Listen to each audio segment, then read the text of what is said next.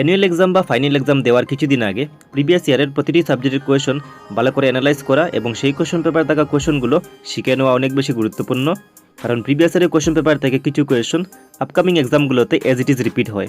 So এই ভিডিওতে আমি HS first year annual exam 2019-এর ইকোনমিক্স সাবজেক্টের কোয়েশন পেপারটি তোমাদেরকে শেয়ার করব এবং এই কোয়েশন পেপারে থাকা শর্ট কোয়েশনগুলোর আনসার তোমাদেরকে বলে দেবো। সো ভিডিওটি অনেক বেশি ইম্পর্টেন্ট হবে, ভিডিওটি এক সেকেন্ডও স্কিপ না করে তোমরা প্রথম থেকে শেষ পর্যন্ত দেখবে এবং ভিডিওটিতে একটি লাইক করবে এবং এই ভিডিওটি তোমরা তোমাদের বন্ধুদের সঙ্গে শেয়ার করবে এবং এইরকম ভিডিও নোটিফিকেশন সবার আগে পাওয়ার জন্য তোমাদেরকে এই চ্যানেলটি সাবস্ক্রাইব করে বেল আইকনে প্রেস করে রাখতে হবে। সো তোমাদের ইকোনমিক্স সাবজেক্টের দুটি পার্ট আছে, একটি হলো পার্ট এ এবং অপরটি হলো পার্ট বি। তোমাদেরকে আরেকটি ইম্পর্টেন্ট কথা বলে দেই যে 2019-এ ইকোনমিক্সের ওল্ড সিলেবাস ছিল এবং বর্তমানে ইকোনমিক্সের নিউ সিলেবাস বানানো হয়েছে।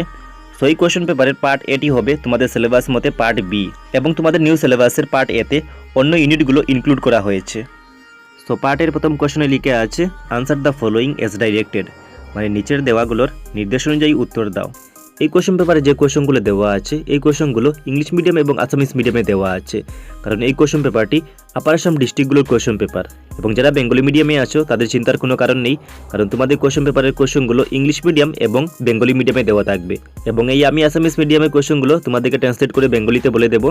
প্রথম এতে লেখা আছে যে give the meaning of statistics in plural sense, মানে বহু বচনে পরিসংখ্যার অর্থ লিখো।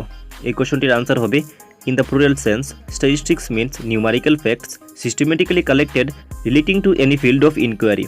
এই কোয়েশনটির আনসার বেঙ্গলিতে লেখা আছে যে বহুবচন অর্থে পরিসংখ্যা মানে যে কোনো অনুসন্ধানের ক্ষেত্রের সাথে সম্পর্কিত পদ্ধতিগতভাবে সংগ্রহ করা সংখ্যাসূচক তথ্য। নেক্সট বি নম্বর কোয়েশনে লেখা আছে what do you mean by secondary data, মানে গৌণ তথ্য বলিতে কী বুঝো। এই কোয়েশনটির আনসারে লেখা আছে যে secondary data means data collected by someone else earlier, মানে গৌণ তথ্য মানে আগে অন্য কেউ সংগ্রহ করা তথ্য। নেক্সট সি নম্বর কোয়েশনে লিখে আছে dash method involves each and every items of the universe fill in the blanks, মানে ড্যাশ পদ্ধতিতে একটি সমষ্টির প্রতিটি মৌল বিবেচনা করা হয়। তো ড্যাশের মধ্যে বসবে সেন্সাস বা আদমশুমারি। নেক্সট ডি নম্বর কোয়েশনে লিখে আছে the diagram which represents the data in a circle is, মানে একটি বৃত্তের ভিতরের তথ্য উপস্থাপনের পদ্ধতিটি হচ্ছে, সেই পদ্ধতি হবে রোমান টু পাই ডায়াগ্রাম, মানে পাই চিত্র। নেক্সট ই নম্বর কোয়েশনে লিখে আছে name 3 most commonly used statistical averages, মানে বহুলভাবে ব্যবহৃত 3 প্রকার পরিসংখ্যার গড়মান কী কী। সেই কোয়েশনটির আনসার হবে roman 1 arithmetic mean, roman 2 median এবং রোমান 3 মোড, মানে গাণিতিক গড়, মধ্যমান এবং সংখ্যা গুরুমান। এফ নম্বর কোয়েশনে লিখে আছে যে দেয়ার আর ড্যাশ কোয়ার্টাইলস ইন এ সিরিজ।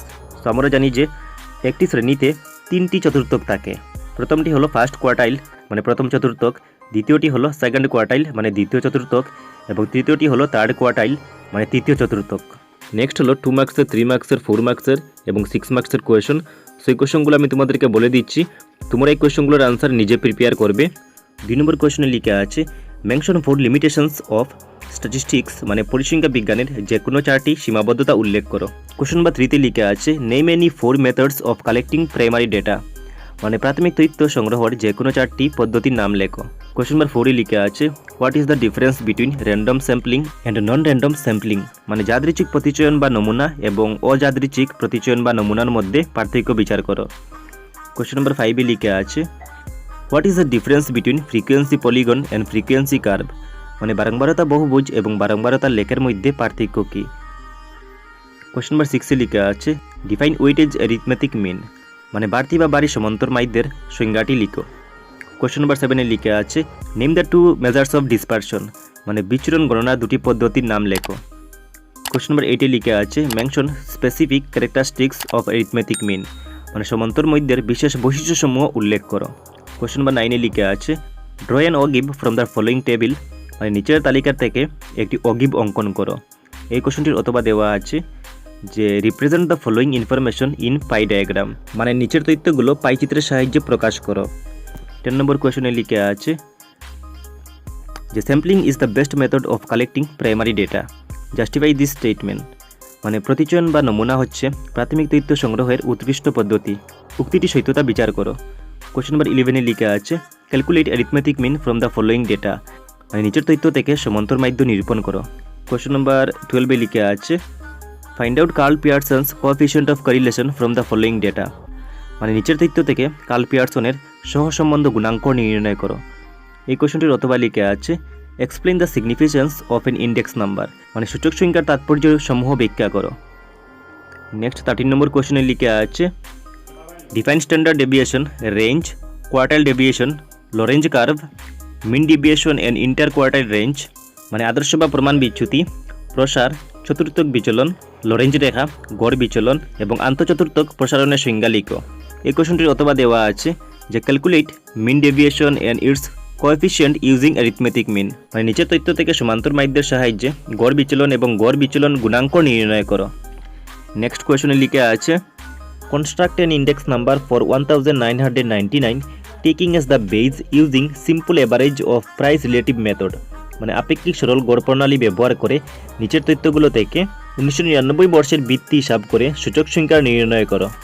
এই কোয়েশনটির একটি অথবা দেওয়া আছে যে mention 1 merit and 1 demerit of median, calculate median from the following data, মানে মধ্যমার একটি গুণ এবং একটি দোষ উল্লেখ করো, নিচের তথ্য থেকে মধ্যমা গণনা করো। নেক্সট হলো পার্ট বি, এবং পার্ট বি হলো ইন্ডিয়ান ইকোনমিক ডেভেলপমেন্ট। সো এই পার্ট বিটি তোমাদের নিউ সিলেবাসে নেই, এই পার্ট বিটি এইচএস সেকেন্ড ইয়ারের সিলেবাসে আছে। সো এই পার্ট বির কোয়েশনগুলো তোমাদেরকে দেখতে হবে না, এবং ভিডিওটি তোমরা তোমাদের বন্ধুদের সঙ্গে মাস্ট একবার শেয়ার করে দেবে।